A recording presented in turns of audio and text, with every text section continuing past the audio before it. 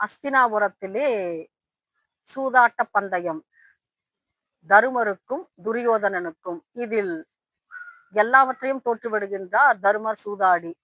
பின்பு ஒப்புக்கொண்டபடி 12 வருட வனவாசமும் 1 வருட அஞ்ஞாதவாசமும் செல்ல வேண்டும். இது நிபந்தனை. இதனால் மனது வருத்தப்பட்ட திருதராஷ்டிர மன்னன் தன்னுடைய மருமகளான பாஞ்சாலியை கூப்பிட்டு ஒரு வரம் கேட்குமாறு பணிக்கின்றார். அப்பொழுது திரௌபதி சொல்கின்றாள், தருமரை தாங்கள் அடிமைத்தனத்திலிருந்து விலக்க வேண்டும் என்ற ஒரு வரத்தை கேட்கின்றாள். கொடுத்தேன் என்று சொல்கின்றார் திருதராஷ்டிர மன்னன்.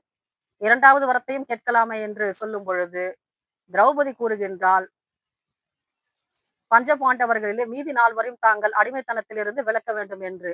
அதையும் கொடுத்தேன் என்று சொல்கின்றார் மன்னர். பின்பு ஒரு கேள்வி கேட்கின்றார்.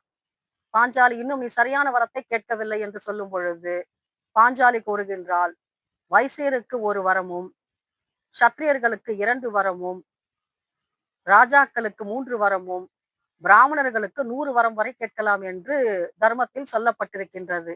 எனக்கு இந்த 2 வரம் போதும் என்று சொல்கின்றாள். திரௌபதி நினைத்திருந்தால் அரசாட்சியை எங்களுக்கு கொடுங்கள் என்று கேட்டிருக்கலாம். ஆனால் அவள் தன்னுடைய கணவனான அர்ஜுனனுடைய காண்டீபத்தின் மீது அளவில்லாத அசாத்திய நம்பிக்கை வைத்திருந்தாள். வில்லாற்றலின் மூலம் தங்களுடைய நாட்டை திரும்ப மீட்டு பெற்றுக் கொள்ளலாம் என்ற உறுதியான நம்பிக்கை இருந்தது. பெண் என்பவள் தன்னுடைய கணவன் மீது உறுதியான நம்பிக்கை வைத்திருக்க வேண்டும் என்பதை ஆணித்தரமாக சொன்னவள் திரௌபதி.